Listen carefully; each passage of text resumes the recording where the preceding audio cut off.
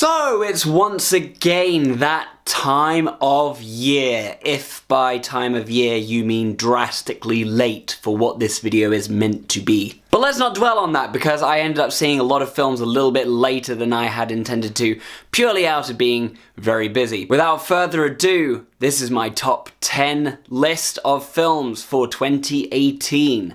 Let's get into it! So I want to preface this by stating that these are the list of films that I found to be the most entertaining. These are not what I consider to be the technically best made films of 2018 or the best scripted films of 2018. No, these are my opinions of what I enjoyed seeing the most. In at number 10, we have Teen Titans Go to the Movies. Now this is mainly there because I did have a 10th place that I needed to fill with something and I wasn't really sure what. But it's also in there because when I thought back on seeing the film earlier in the year, how much I enjoyed the meta humor that was involved in the film, kind of poking fun at other superhero movies and why they hadn't had a movie up until now. Plus, it did have Michael Bolton as a cartoon tiger singing an upbeat, inspirational song about life. So anything that really involves that kind of has to have that recognition. Coming in at number 9, we have Solo, a Star Wars story. Now I've got to say, this film did not get the press that it was really hoping to receive this year, but this is not the trash pile that people would have you believe it is.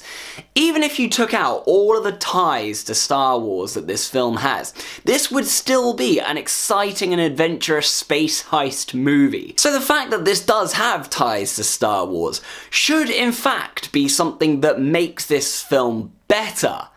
But instead, it's just not what the fans were really hoping to see, and as such, it didn't really get onto a lot of people's good lists. But I personally think that this film doesn't deserve the bad rep that it got. It was just a lot of fun, just take it for what it is. Taking our number 8 spot, we have Aquaman. Yes, it's ridiculous. Yes, it's kinda dumb in places.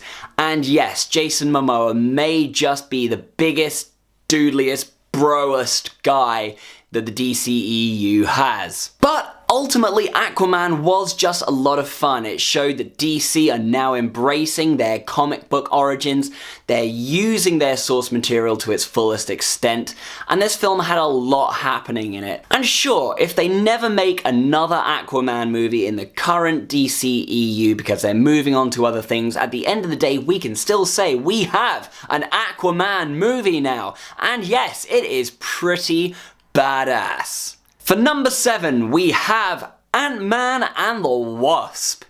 This was the sugary sweet dessert that we all kind of needed after the fallout that was Infinity War earlier in the year. Paul Rudd is still charming and lovable as the underdog character in this film.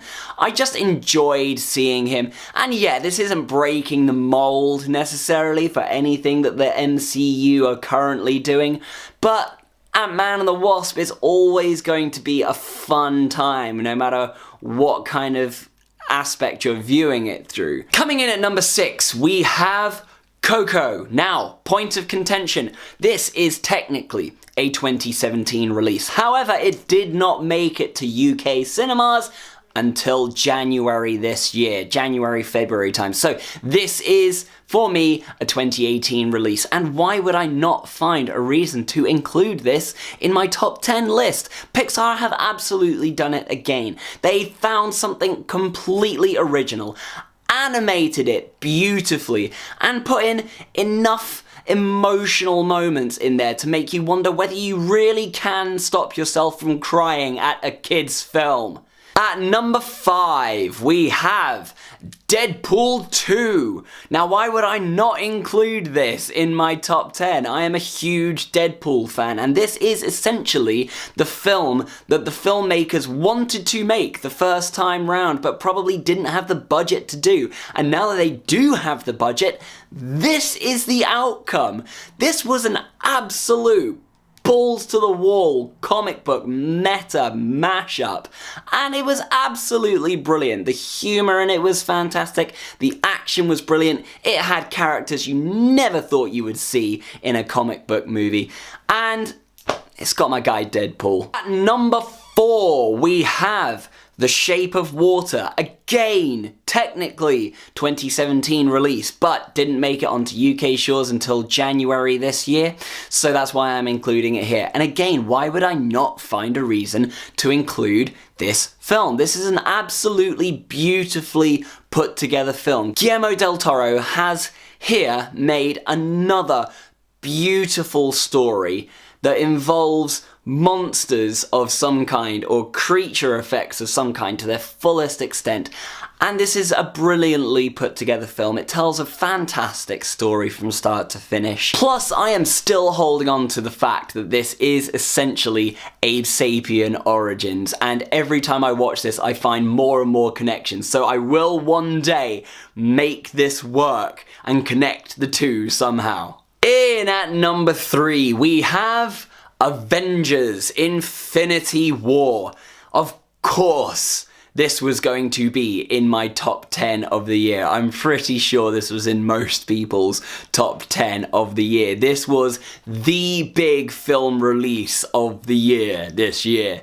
And why would it not be? This is the culmination of 10 years of films leading up to this point. This film is your inner child's biggest dreams put onto the screen for your eyes to see. This is all of the characters you never thought would meet coming together in one climactic film, and the only thing that is left now is to finish the story in 2019. At number 2 we have SpiderMan Into the SpiderVerse. This film just... wow. This film was so much better than it had any right to be. This was an animated Spider-Man film that was released by Sony that had no other ties to anything that they had released or anything that the MCU was doing. And yet it ended up being the best animated film of the year for me. The animation style in this was amazing, the plot was brilliant, the storytelling was fantastic, the characters they had were brilliant. Everything about this film was what I feel a Spider-Man film should have. Heart, humour, heroism. Those are what you need to make a Spider-Man film work, and frankly, if this is the start of an animated Spider-Man universe all of its own, then count me in. The number 1 film of the year for me, what could possibly have beaten Avengers Infinity War and Spider-Man Into the Spider-Verse for a comic book geek like me? Well, it's something that is not comic book related at all. The number 1 film of the year goes to Bohemian Rhapsody. This film was a brilliant biopic of one of the bands that I grew up listening to.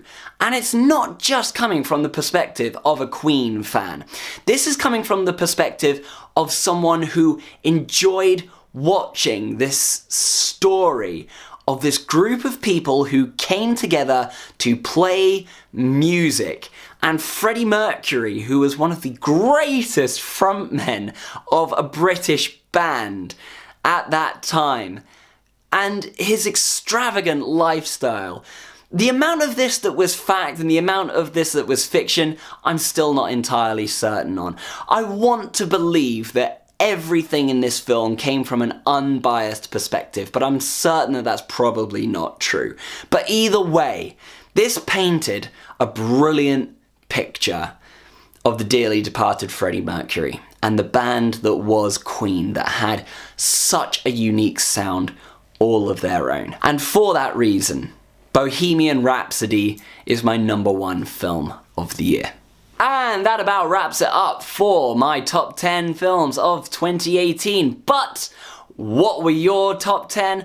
What ones do you think I should have included? What ones were missing off of this list that I really should have seen? All comments are welcome in the comment section below. Let's talk nerdy. As always, if you've enjoyed what you've seen here today and you would like to see more, you can click right here to subscribe and see some more funky fresh videos from yours truly. And until that point, I'll give it one more go, just for this time. Day-o! No, it definitely still doesn't work unless you've got an audience.